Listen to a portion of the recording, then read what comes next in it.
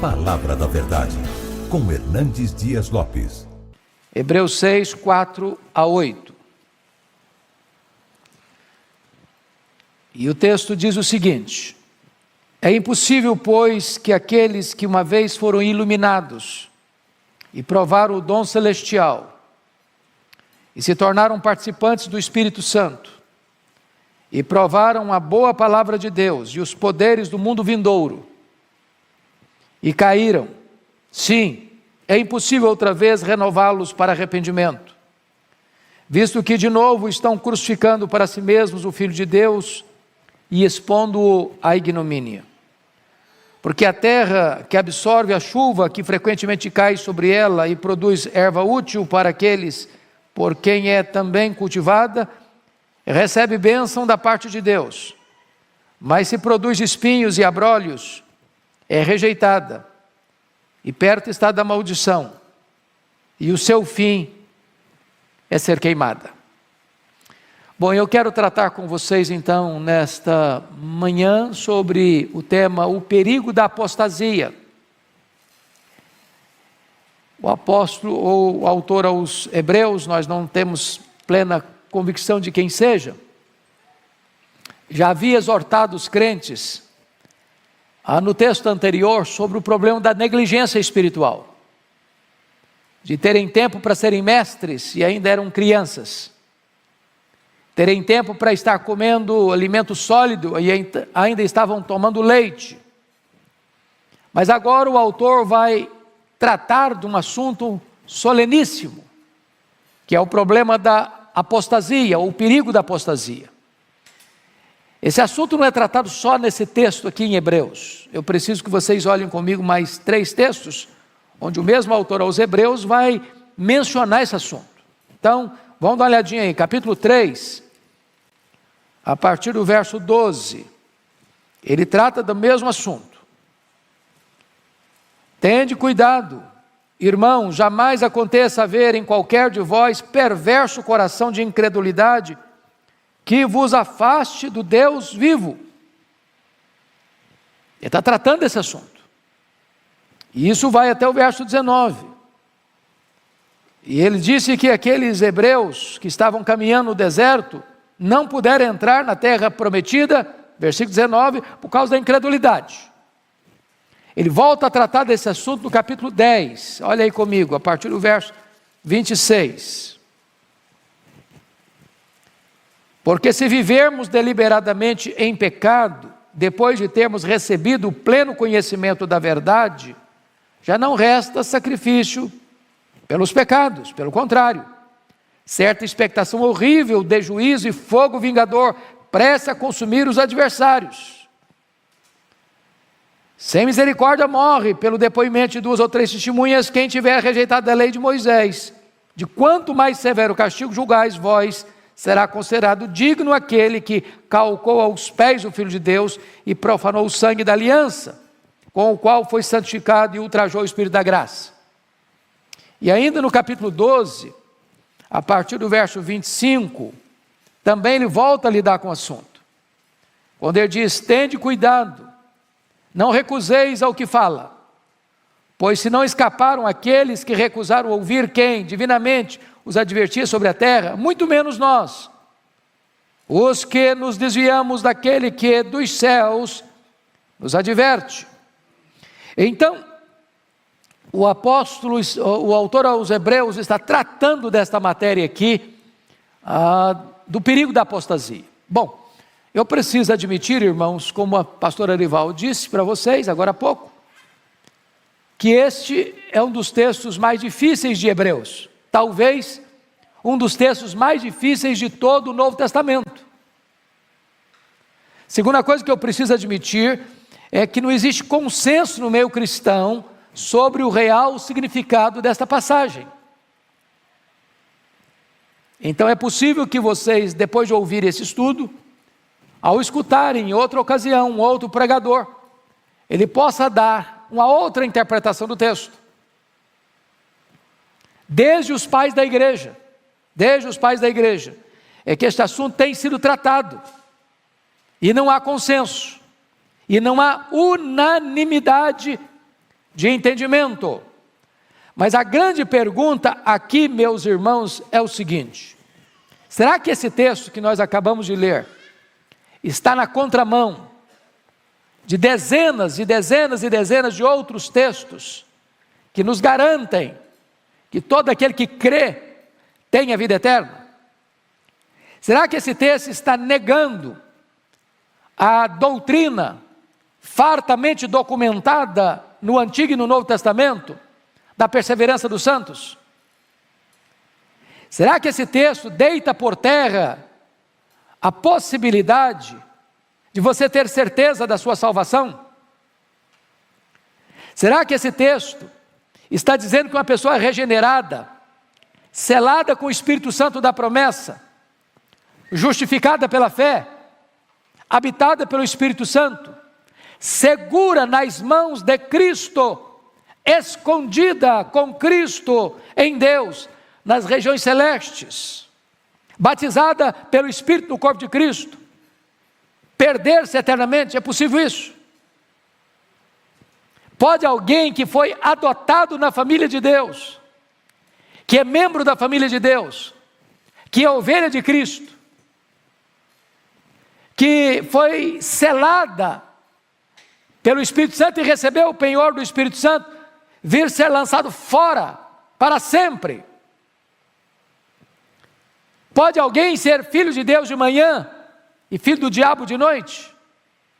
Ser cidadão do céu de manhã e ir para o inferno de noite? Pode alguém hoje estar no caminho do céu e amanhã perecer na estrada larga do inferno? Pode alguém arrebatar uma ovelha de Cristo dos braços de Cristo para que ela pereça eternamente? Pode alguma coisa afastar alguém do amor de Deus que está em Cristo Jesus, a fim de que esta pessoa pereça para sempre? Parece-nos, portanto, que esse texto não quer dizer que uma pessoa que está salva, que esta pessoa possa perder a sua salvação. Então, como é que nós podemos olhar essa passagem? Primeira coisa, irmãos, preliminarmente ainda falando, é que nós temos que fazer uma distinção entre um membro de uma igreja visível e um membro da igreja invisível. O que é a igreja invisível? A igreja invisível é aquela composta de todas as pessoas que foram salvas por Cristo, de todos os lugares, de todos os tempos, de todas as denominações. Primeira coisa que é preciso dizer é que a igreja invisível não tem placa, não é batista, não é presbiteriana, não é metodista, não é assembleia, não é essa, não é aquela comunidade. Nenhuma denominação em si contém todas as pessoas salvas. Cristo morreu para comprar com seu sangue os que procedem de toda tribo, raça, povo, língua e nação. E as ovelhas de Cristo estão espalhadas nas mais diversas igrejas, às vezes nem pertencendo a uma igreja. Eu explico.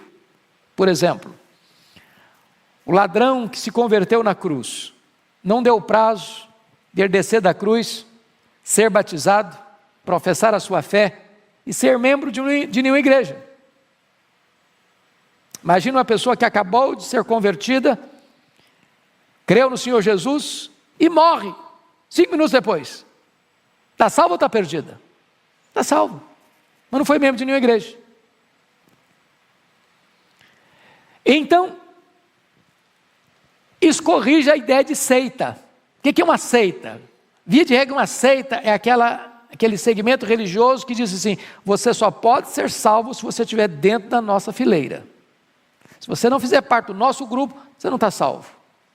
Então está transferindo a salvação de Cristo para aquela comunidade. Isso é espírito de seita. Nós somos várias igrejas evangélicas, mas somos um povo só, uma igreja só, um rebanho só. O Senhor não tem 2 igrejas, o Senhor não tem 2 noivas, o Senhor não tem 2 rebanhos, o Senhor não tem 2 corpos. Todo aquele que é salvo por Cristo Jesus Esse pertence à igreja invisível. Eu estou dizendo com isso que o rol de membros das igrejas visíveis não bate necessariamente com o rol de membros da igreja invisível. Aqui, na igreja da terra, visível, você tem gente salva e não salva dentro da igreja. Quando o pastor vai receber um membro, ou a liderança vai receber um membro, e até faz perguntas para esse membro, faz um exame a ele na sua profissão de fé, para então receber o batismo, esse pastor ou essa liderança não tem a capacidade de discernir se de fato aquela pessoa nasceu de novo ou não. Só o Senhor conhece os que lhe pertencem. Então é possível que na igreja visível haja trigo e joio, e haja ovelha e cabrito, e haja salvo e não salvo, e Então, você não pode imaginar que uma pessoa que foi membro da igreja durante anos, ocupou cargo de liderança na igreja durante anos, que pregou o evangelho durante anos, que teve influência eclesiástica durante anos, que essa pessoa se desvie e morra no pecado. Você não está questionando a doutrina da perseverança dos santos, você está questionando a verdadeira experiência de conversão dessa pessoa. O apóstolo João, no capítulo 2, verso 19 da sua epístola, disse: saíram dos nossos, porque não eram dos nossos. Se fossem, teria permanecido. Ele está falando aí dos falsos mestres. Então, é muito importante você entender isso preliminarmente, antes de entrarmos na exposição do texto. Você pega um Judas Iscariotes, ele era um apóstolo, como tal, pregou, exerceu liderança, tinha cargo de confiança, mas não era convertido. Você pega um Demas, que era um colaborador do apóstolo Paulo, mas que ao fim amou o presente século, virou as costas. Você encontra, por exemplo, Simão o Mágico, está lá em Atos 8, foi batizado, tornou-se membro da igreja, mas não era convertido, estava em fel de amargura. Então, nós vamos olhar esse texto aqui, irmãos, que acabamos de ler, pelas leis da hermenêutica sagrada. Um dos princípios da lei hermenêutica é a ciência da interpretação. Você, à luz da hermenêutica sagrada, você entende a Bíblia assim: a Bíblia explica a própria Bíblia. Ou seja, a Bíblia é a palavra de Deus e nela não há contradição.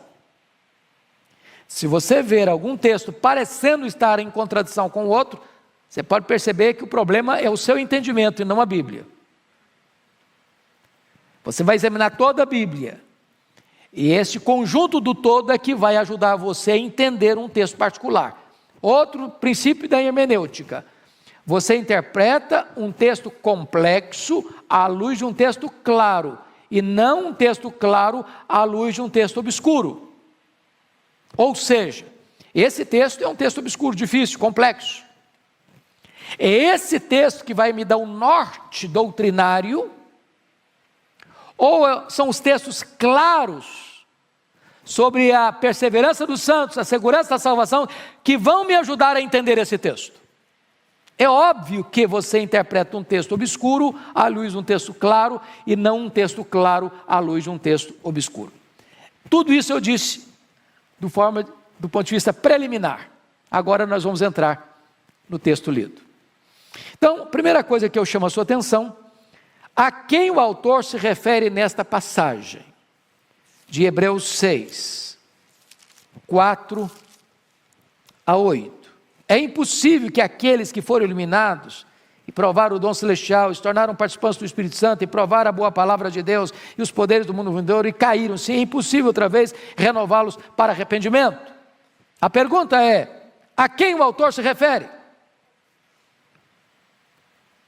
Bom, vamos entender o contexto de Hebreus. Eu já disse isso para vocês que têm acompanhado o curso aqui comigo, na escola dominical, que o autor aos Hebreus escreveu para alertar um fato específico. Em virtude da perseguição que estava vindo sobre a igreja, e os crentes estavam sendo espoliados, porque lá no 10:34, porque não somente vos compadecestes dos encarcerados, como também aceitastes com alegria o espólio dos vossos bens, tendo ciência de possuirdes vós mesmos patrimônio superior e durável. A perseguição tinha chegado, e os crentes estavam perdendo suas propriedades, suas casas, seus bens, perseguidos, saindo como forasteiros, como estrangeiros, a perambular. E aí o que acontece? Muitos dos judeus convertidos a Cristo, por causa da perseguição, estavam virando as costas para Cristo e voltando para o judaísmo. O autor aos Hebreus diz que isso aí é apostasia, porque Cristo é melhor do que os profetas, do que os anjos, do que Moisés, do que Arão, do que Josué. Que o sacerdócio de Cristo é superior ao sacerdócio levítico, que a nova aliança inaugurada no sangue de Cristo é superior à velha aliança. Portanto, virar as costas para Cristo é apostasia. Então, o contexto aqui é este: negar a Cristo não é poupar a vida.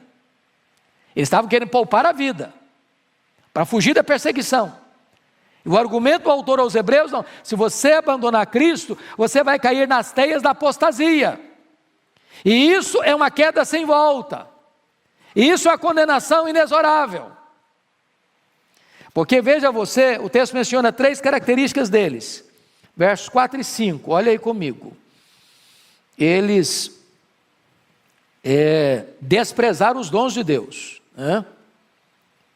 Segundo, olha aí comigo, eles rejeitaram o Filho de Deus, no versículo 6. E terceiro, eles desistiram das bênçãos de Deus, versículos 7 e 8. Então, vamos entender aqui, irmãos, o que é que esse texto está querendo dizer.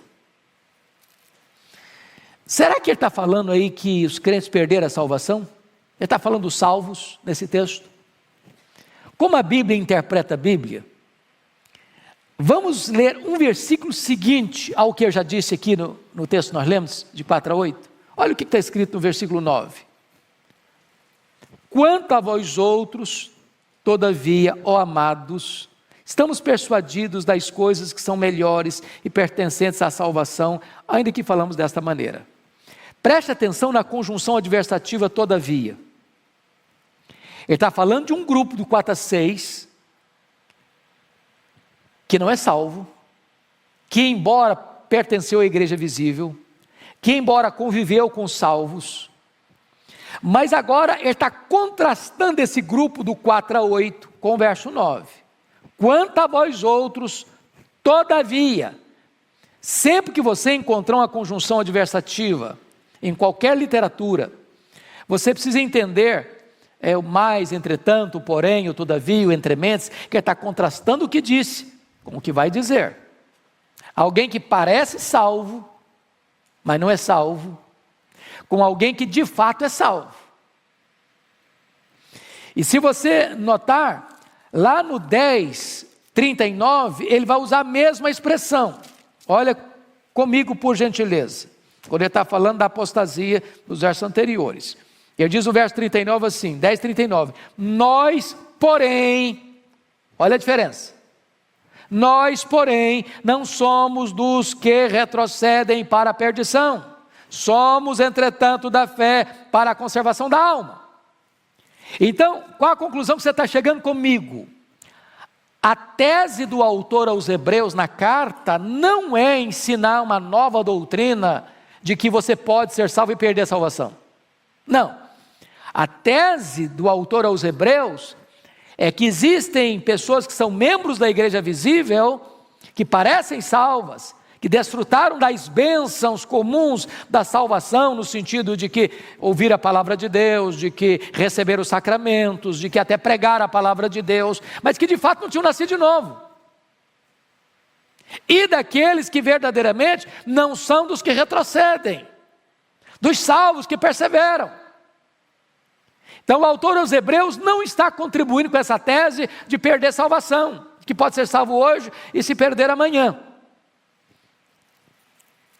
Então vejam comigo claramente isso. Eu não quero ser apressado, nós vamos até onde nós pudermos ir, no sentido de ser claros. Nós temos que diferenciar entre uma queda e uma apostasia.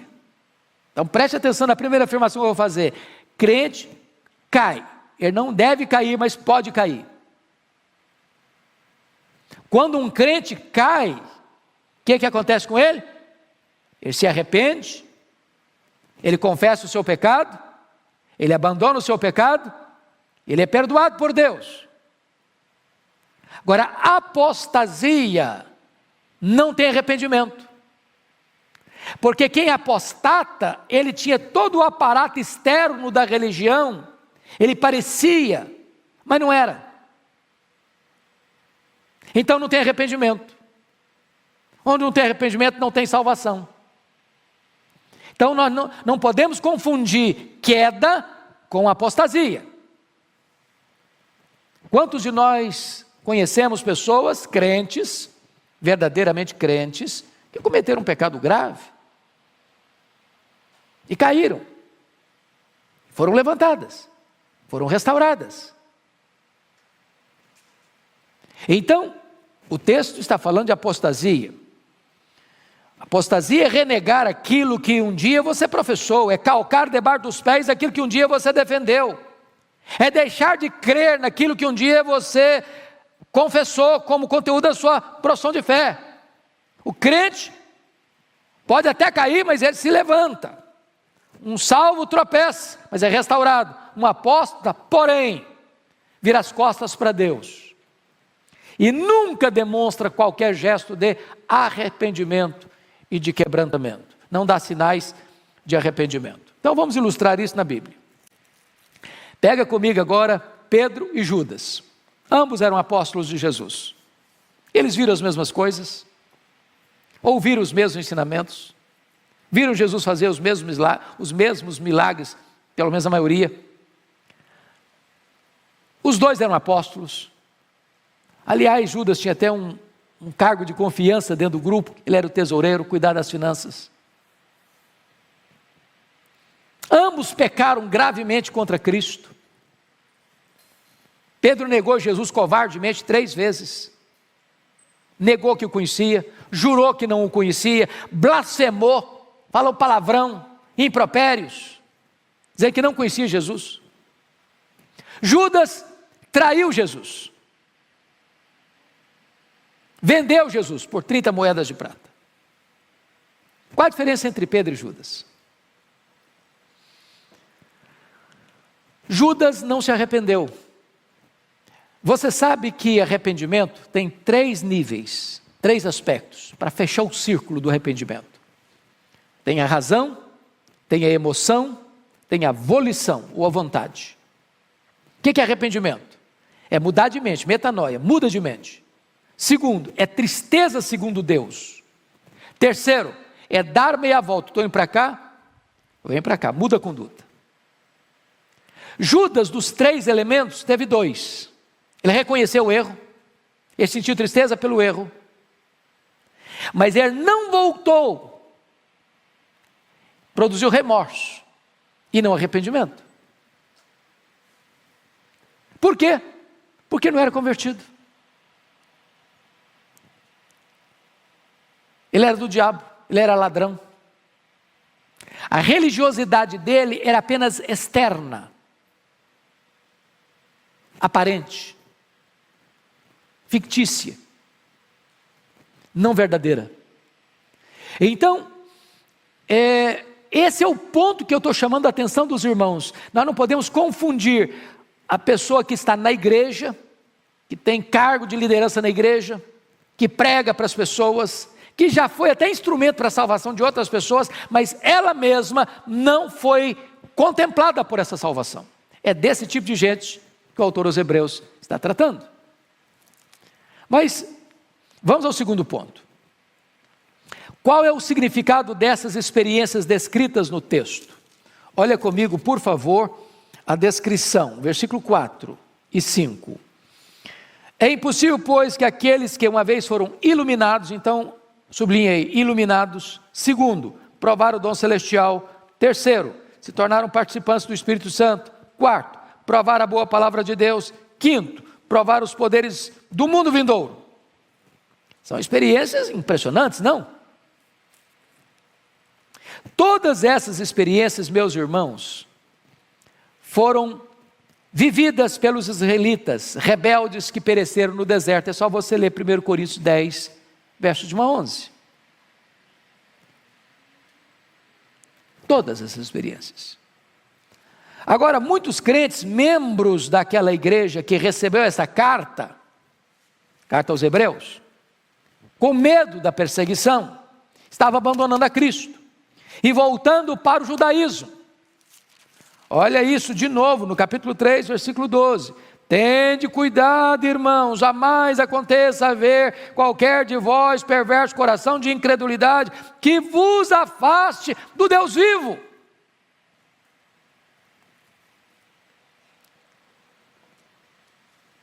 Quantas pessoas você conhece que pertenceram à igreja, frequentaram a igreja com você, e que um dia viraram as costas, voltaram para o mundo, sem nenhum drama de consciência, sem qualquer saudade da casa de Deus, sem qualquer desejo de voltar, e se refestelaram lá no mundo, e beberam todas as taças dos prazeres do mundo, e morreram lá. O que você está questionando aqui? Não é a falha doutrinária, não é que a doutrina da segurança dos salvos fica abalada, não. O que você questiona? É a verdadeira conversão dessas pessoas. Pense comigo, por exemplo, daqueles que abraçam a fé como Simão Mágico. Tem gente que abraça a fé cristã, irmãos, para oferir vantagens. Sobretudo nesse período em que se prega tanto teologia da prosperidade, milagre daqui, milagre dali, a pessoa entra porque eu vou lá. Quando ela diz eu vou para lá, ela está pensando uma coisa: eu quero ganhar dinheiro. Ou estou com um problema de saúde, eu quero ser curado. Ou eu tenho um problema na família e quero resolver. Ou seja, ela apenas está interessada em coisas do aqui e do agora. Ela não pensa em salvação, em vida eterna, fazer parte da família de Deus, não. Ela quer receber um benefício, como Simão Mágico queria receber um benefício. Eu quero esse poder de impor as mãos sobre alguém receber o Espírito Santo. Eu quero esse negócio. Quanto custa? Deixa eu pagar. É comércio, é lucro. Isso vai me dar uma projeção incrível. Isso vai me dar dinheiro, porque já pensou? Você me paga, eu oro por você, você recebe o Espírito Santo. Que coisa maravilhosa! Ou seja, o Simão, o mágico lá de Atos 8, ele pensou no cristianismo como um instrumento para ganhar dinheiro, para ganhar projeção, para ganhar fama, para ganhar sucesso. O fulcro, o centro, o eixo, tudo era ele mesmo. Era o lucro. É um falso Cristo, é um falso cristianismo. Ele tinha abraçado uma fé, mas não era a fé verdadeira. Ele estava enganado acerca daquilo que ele tinha abraçado. Esse não é o Cristo da Bíblia. É por isso que Jesus diz assim: quem crer em mim, como diz a Escritura, do seu interior fluirá um rio de água viva. Não é o que diz o fulano, o beltrano, o ciclano. Quem crer em mim, como diz a Escritura. Pense comigo em Demas, cooperador de Paulo, destrutor de tudo isso aqui. Tudo isso aqui, está escrito aqui. Iluminado, provou o dom celestial, tornou-se participante do Espírito Santo, provou a boa palavra de Deus, provou os poderes do mundo vindouro. Viu tudo isso. Tudo isso. Quem é membro de uma igreja fiel ao Senhor Jesus, aí 1 ano, 2 anos, 5 anos, 10 anos, viu tudo isso aqui. Viu gente sendo salva, viu o ébrio largando a cachaça, viu o adulto largando o adultério, viu o ladrão se convertendo, se tornando honesto, viu aquela família arruinada ser levantada e recuperada, viu tudo isso aqui. Mas ele mesmo não foi convertido. Então, Você olha para o Judas Iscariotes. Será que alguém escutou sermões melhores do que Judas Iscariotes? Escutou Jesus 3 anos? Será que alguém viu mais milagres do que Judas Iscariotes? Viu Jesus fazer milagres 3 anos? Ele mesmo, sendo apóstolo, pregando para os outros. Agora vamos ao terceiro ponto. Por que é impossível renovar essas pessoas que caíram para o arrependimento? Por que é impossível? Versículo 6, e caíram sim, é impossível outra vez renová-las para arrependimento, visto que de novo estão crucificando para si mesmo o Filho de Deus e expondo-o à ignomínia. Então veja bem, se você perceber, eles estão de novo crucificando para si mesmo o Filho de Deus. Segundo, eles estão de novo expondo Jesus à ignomínia. E aí João ilustra com a terra. Essa ilustração de João é curiosíssima, porque diz o seguinte: a chuva cai sobre a terra absorve a chuva.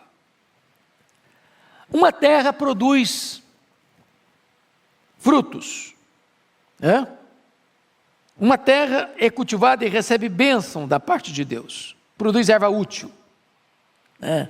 Produz arroz, milho, trigo, soja, que dá alimento. Mas a chuva cai na terra, e a terra recebe a chuva, e a produz o quê? Erva daninha, espinhos e abrolhos. A mesma chuva, a mesma terra, uma produz frutos, outra produz espinhos.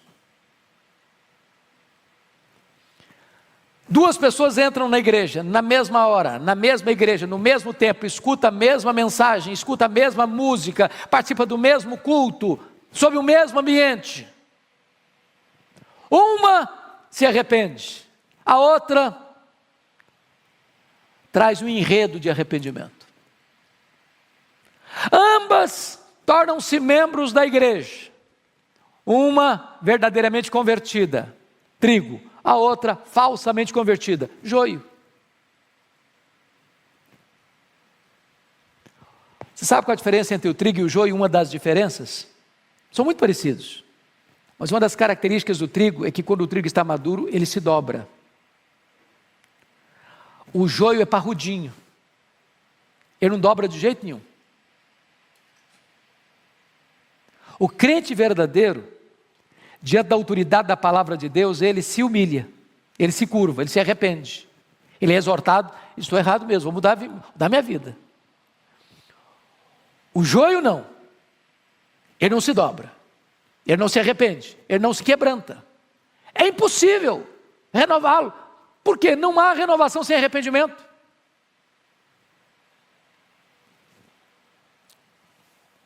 Bom, vamos pegar essa palavra para entender uma coisa.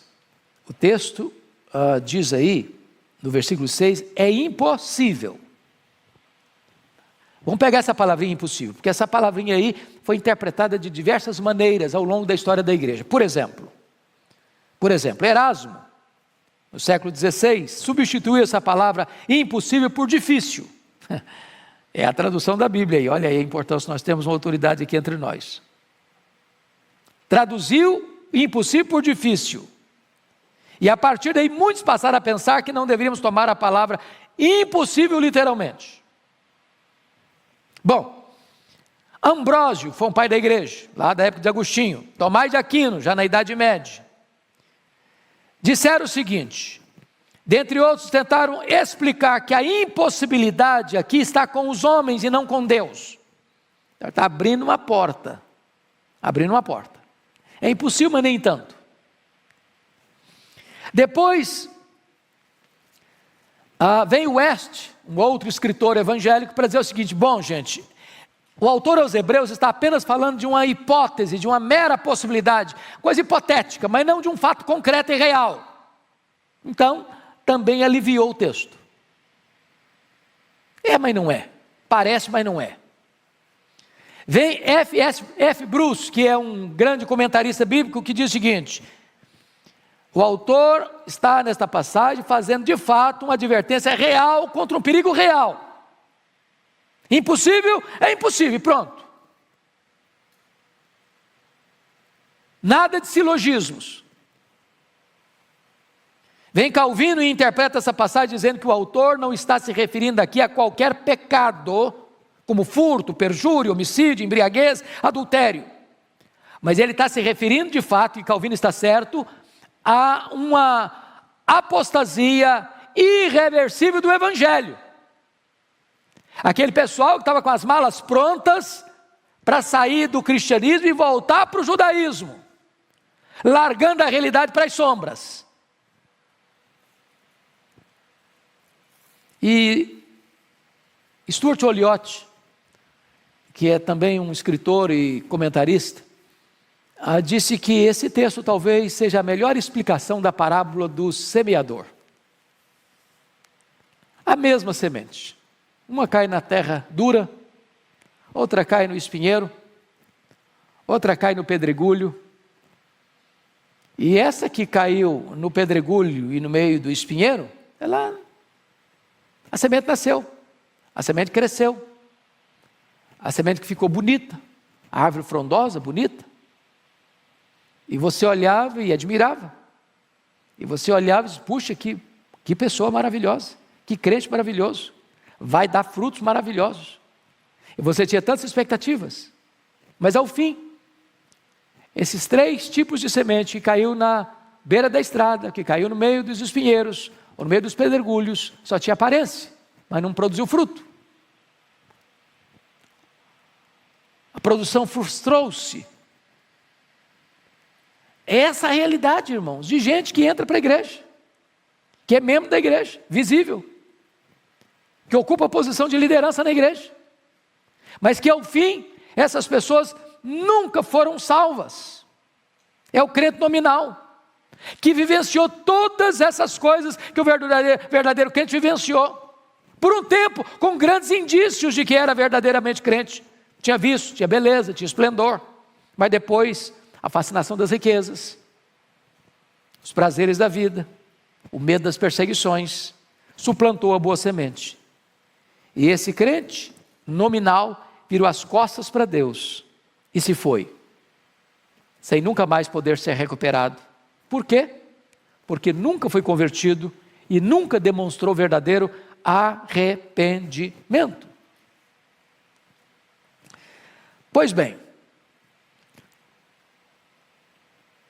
então o que é ser um crente verdadeiro?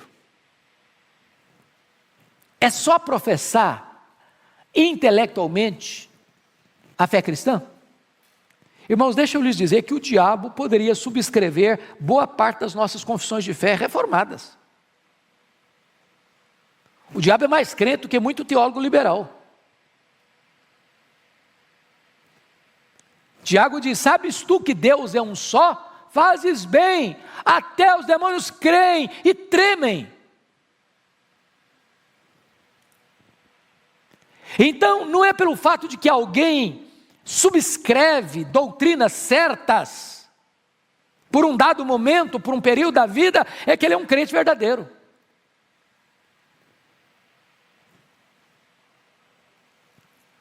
É necessário que aquele que entende a verdade, que essa verdade mude a sua história, que ele nasça de novo, seja uma nova criatura. Então preste bem atenção nisso, porque nós não podemos confundir as duas coisas, porque a maioria das pessoas que hoje ataca a doutrina da perseverança dos santos, ataca pelo fato, não, mas eu conheço fulano, mas eu conheço Beltrano, mas eu conheço Ciclano, que foi membro da igreja, que foi até líder da igreja, foi até pastor. Tem pastor aí, irmãos, até fiquei sabendo há pouco tempo, pastor presbiteriano que largou a igreja presbiteriana, foi ser padre católico, foi o catolicismo, renegando toda a sua fé. E aí? Então tá bom, a doutrina da perseverança dos santos está furada mesmo. Furada nada, furada nada. Não é o fato de alguém ser pastor, de alguém ser presidente disso, presidente daquilo, presidente daquilo, ser líder, que ele está salvo, não. Não, absolutamente não. A evidência de que alguém é salvo é ser nasceu de novo, se ele é nova criatura, se as coisas antigas ficaram para trás, tudo se fez novo. O salvo é aquele que persevera. Persevera. Se ele é de Deus, persevera. O Senhor nos salvou não no pecado, Ele nos salvou do pecado. Portanto, irmãos, eu quero aqui já trazer a conclusão para vocês o seguinte: esse texto de Hebreus 6, 4 a 8, não está negando, não está contrariando, não está refutando a gloriosa doutrina da perseverança dos santos, ou seja, uma vez salvo, salvo para sempre. Eu não estou dizendo que membro da igreja salvo para sempre. Eu não estou dizendo que quem tem cargo de liderança na igreja salvo para sempre. Eu não estou dizendo que quem entrou num seminário, fez teologia, foi ordenado pastor, presbítero, diácono, salvo para sempre. Eu não estou dizendo isso. Eu estou dizendo que aquele que nasceu de novo, foi selado com o Espírito Santo, foi justificado pela fé, tem o seu nome escrito no livro da vida, este sim está salvo para sempre. É Jesus quem diz isso. Quem vem a mim, de maneira nenhuma o lançarei fora. Eu conheço as minhas ovelhas, eu dou a elas a vida eterna, e ninguém as arrebatará das minhas mãos.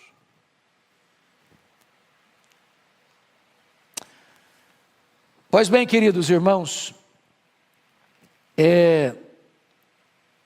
vamos entender, portanto, que esses sinais de apostasia você encontra na Bíblia. Por exemplo, você pega o rei Saul, né? Como é que vai encerrar a vida dele? Vai encerrar a vida dele no final lá consultando uma feiticeira. Você vai encontrar isso, como diz na parábola do semeador. Você vai encontrar isso em Mateus 7, 21 e 23, quando Jesus diz: naquele dia muitos dirão: Senhor, Senhor, porventura não profetizamos em teu nome, não fizemos milagres em teu nome, não expelimos demônios em teu nome? E o Senhor vai dizer: apartai-vos de mim, vós os que praticais a iniquidade, eu nunca vos conheci. O apóstolo João, no capítulo 5, 16 da primeira carta, ele diz que aqueles que pecam para a morte, você não precisa nem orar, não adianta orar. O Senhor Jesus, lá em Marcos, capítulo 3, 29, fala do pecado que não tem perdão, a blasfêmia contra o Espírito Santo, nem nesta vida, nem no mundo vindouro. Lá em João 17, 12, Jesus falou que seus discípulos foram guardados por Ele, e nenhum pereceu, exceto o filho da perdição. Então, amados, é claro que esse texto está mostrando uma coisa para nós: saíram dos nossos, porque não eram dos nossos, diz 1 de João 2,19, porque se fossem, teriam permanecido. Bom, essa expressão, portanto, do verso 6, caíram, claro, não está falando de uma queda, de um crente. Um crente cai. Não deve cair, não tem licença para cair, mas cai. Mas ele levanta. Ele é restaurado. Você pega um Davi, que adultera, que manda matar o marido da mulher, que se casa com a mulher, para ocultar o problema da gravidez da mulher, e ele vai ao fundo do poço. Mas o Senhor o restaura. E quando ele está orando, ele está dizendo: Senhor, restitui-me não a salvação, ele não a perdeu, restitui-me a alegria da salvação. Ele perdeu a alegria de salvação, ele não perdeu a salvação. Então essa é a diferença, né? Não é uma queda definitiva, de uma rebelião consumada, mas é de uma queda de um crente, que pode ser restaurado por Deus, porque nele há arrependimento. Então, eu gostaria de já concluir, por que é impossível renovar novamente aqueles que caíram para o arrependimento? Olha comigo o versículo 6. E caíram-se, é impossível outra vez renová-los para arrependimento, visto que, de novo, olha aí, de novo estão crucificando para si mesmos o Filho de Deus. Deixar as fileiras do cristianismo e voltar para o judaísmo era crucificar de novo o Filho de Deus. Está dizendo que a cruz de Cristo não valeu. que Cristo morreu em vão. Se a pessoa rejeita a única maneira do homem ser salvo, então não tem para ele mais possibilidade. Segundo, porque essas pessoas de novo estão expondo o Filho de Deus à ignomínia. Virar as costas ao sacrifício de Cristo e voltar para o judaísmo é expor novamente o Filho de Deus à ignomínia da cruz. É dizer que o sacrifício dele não teve valor. É desprezar a obra vicária. Por isso, o texto conclui com os versos 7 e 8, com a ilustração da chuva. Ilustração da chuva. Porque a terra absorve a chuva que frequentemente cai sobre ela e produz erva útil para aqueles por quem é também cultivada, recebe bênção da parte de Deus. Então, pensa comigo no agricultor. O que ele faz? Prepara a terra, semeia a terra. A chuva vem e a terra produz erva boa para se comer, para se alimentar. Mas versículo 8, mas se produz espinhos e abrolhos, é rejeitada, e perto está da maldição, o seu fim será queimada. Você sabe disso. Se você já viveu na roça como eu, você não precisa plantar erva daninha. Ela nasce. Naturalmente, e com mais vigor do que a planta. Se você deixar ambas crescerem juntas, o que você semeou na terra, com a erva daninha cresce com mais força, e vai suplantar, vai sufocar aquilo que você está tentando cultivar e produzir. E ele está dizendo o seguinte, a chuva cai na terra, uma terra produz erva boa, a outra terra produz espinhos e abrolhos. É a mesma chuva, é a mesma terra. Duas pessoas entram na igreja, escutam o mesmo evangelho, são terra, a chuva é a mesma. Uma produz erva boa, a outra produz espinhos e abrolhos. O que é maravilhoso, você e eu estamos aqui, é a bênção de ler o versículo 9. Quanto a vós outros, todavia, ó amados, estamos persuadidos das coisas que são melhores e pertencentes à salvação, ainda que falamos dessa maneira. Esse texto não é para botar medo no seu coração. Será que eu sou um apóstata? Não, você não tem que pensar isso. A questão é, você crê no Senhor Jesus? Você reconhece que você é um pecador? Você reconhece que você precisa da graça de Deus? Você reconhece que você não pode ser salvo pelas suas obras? Você entende que Cristo foi para a cruz pelos seus pecados? Morreu pelos seus pecados? Você entende que Jesus ressuscitou para a sua justificação?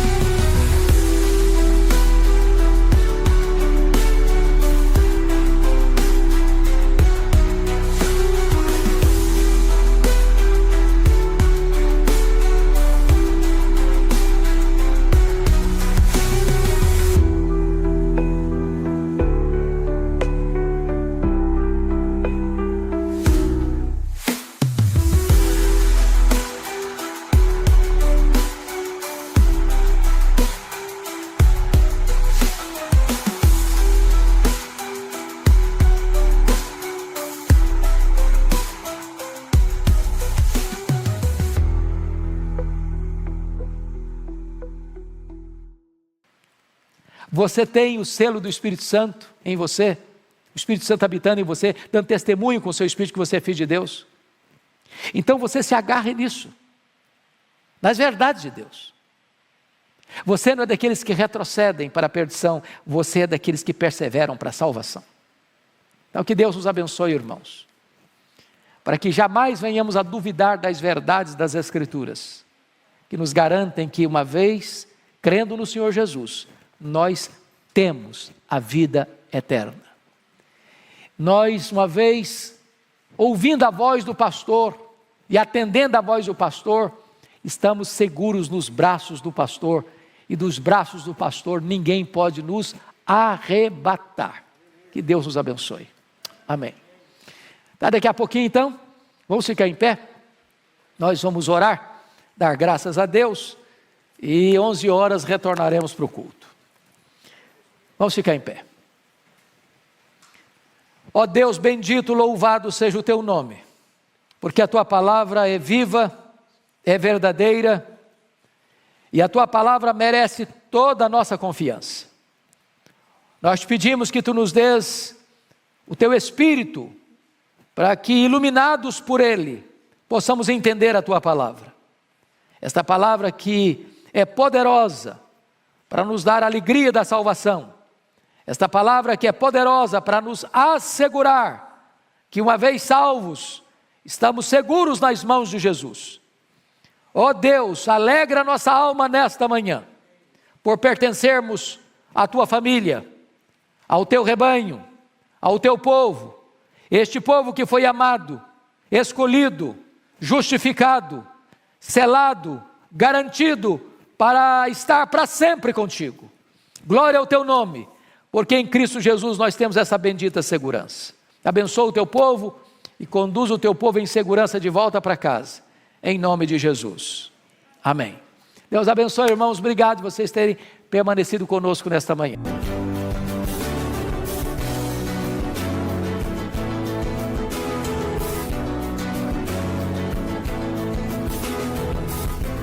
Palavra da Verdade, com Hernandes Dias Lopes.